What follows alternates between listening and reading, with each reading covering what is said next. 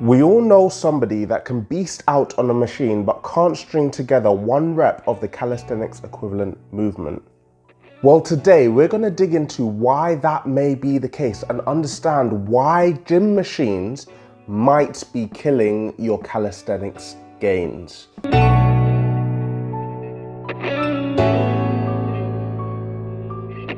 Okay, as calisthenics athletes, we pride ourselves on being able to use our bodies as effective resistance to build muscle and strength, sometimes in incredibly creative ways. But sometimes the gulf between bodyweight exercise progressions can become too taxing to do with good form, and so many decide to bridge this gap with machines. But today we're going to discuss why sometimes that may not be a direct regression of the movement you're trying to achieve, and how this may not be the best use of your time if your goal is to progress to more advanced calisthenic skills and exercises. Starting with the first one, the lat pull down.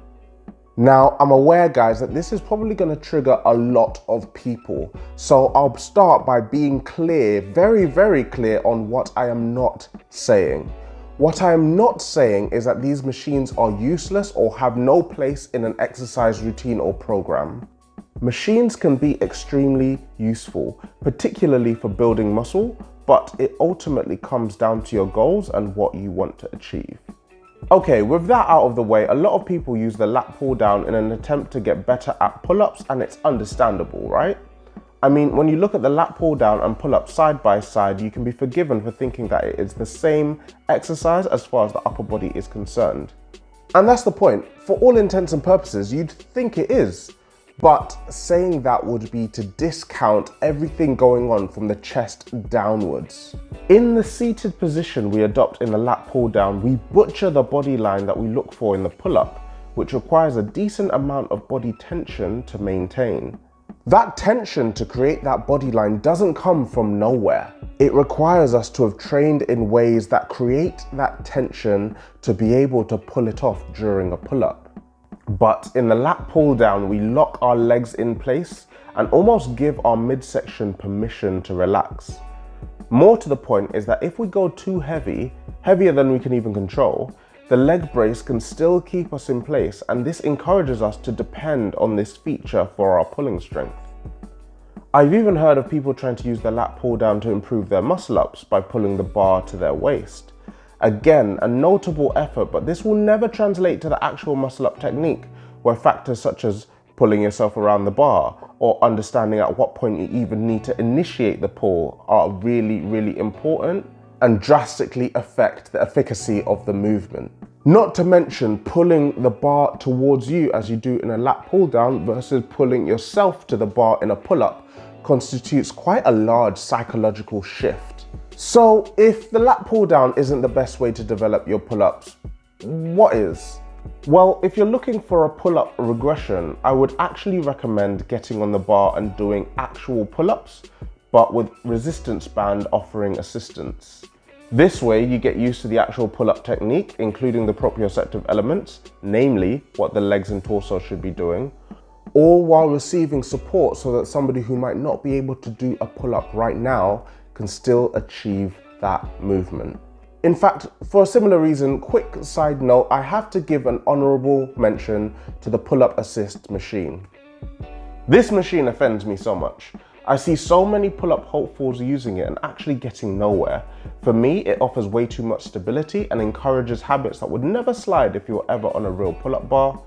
Again, resistance band pull-ups trump any machine variation of the pull-up in my humble opinion. Moving on to the shoulder press. Like the lat pull down, this is a machine I actually like and enjoy using, just not for developing calisthenics applicable strength. Typical calisthenics skills and exercises demand a lot on our shoulders, and building strong, mobile shoulders is essential if you want to progress in body weight fitness.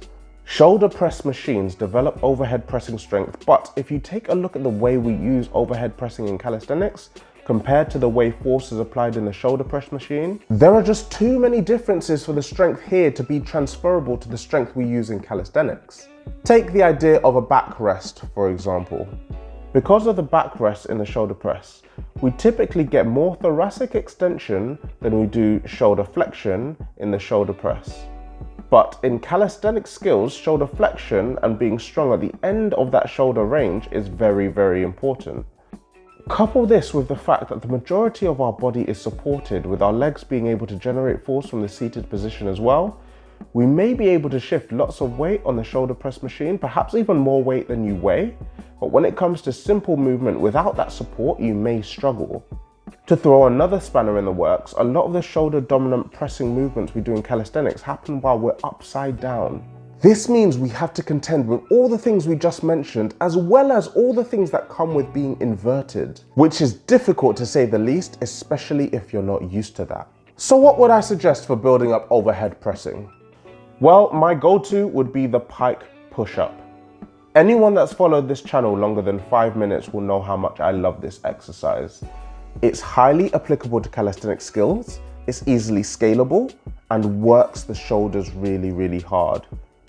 I already have a full set of tutorials for the pike push-up. I'll drop them down in the description below, but in case you struggle with being upside down, as I understand is a really big problem, I would also suggest trying out the Z press. I know this isn't even a calisthenic exercise, but it can be used as a stopgap to develop overhead pushing with less support while you work on getting comfortable with being upside down. We also get a bit of core compression development too, which will be good news for those of you that are working towards skills such as the L-sit. With the position of the hips in the Z press, we are more likely to develop good shoulder flexion habits when we press upwards, rather than the arched back we may get in the seated shoulder press. The next machine in our line of fire is probably the worst one of all, the ab crunch machine. If you've ever struggled to do a calisthenics exercise, you've probably heard the social media feedback saying, engage the core. The calisthenics police are usually quick to tell us to engage the core, without really much of an explanation of what that means. So naturally, people look for ways to strengthen their core and stumble upon this machine. The biggest issue I have with this though is that if we think of the core as our midsection, our torso, or any part of the body that isn't a limb, then the main job of the core is to create stability, often by resisting moment forces, not simply flexing the spine. This is actually reflected a lot in calisthenic skills and exercises when we need obscene amount of core engagement without the prototypical spinal flexion that we've become accustomed to with core exercises. And yet, sitting in this machine and being surrounded by steel, you couldn't be in a more stable environment. So how do you expect to get a stronger core? No, this machine is just a vanity tool for the rectus abdominis, and it fools us into thinking that we're working our core because we get DOMs in our abs. This will not translate to true calisthenics strength. Instead, if we're looking for exercises that give us more bang for our buck, I would suggest variations of the hollow body. Everything from the static hollow body to dragon flag progressions if you're able to pull them off. This builds the sort of quote unquote core strength you see everywhere within calisthenics in a way that is far better for building transferable strength to bodyweight skills. I can't believe I put the ab crunch machine and the lat pull down in the same list.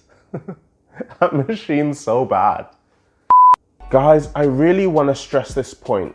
Depending on your goals, using machines in the gym can be fantastic for your development and supercharge your gains. Not this one though. But if you've been putting away comfortable, heavy reps on machines and wondering why this strength isn't translating to applicable calisthenic strength, then this may be why.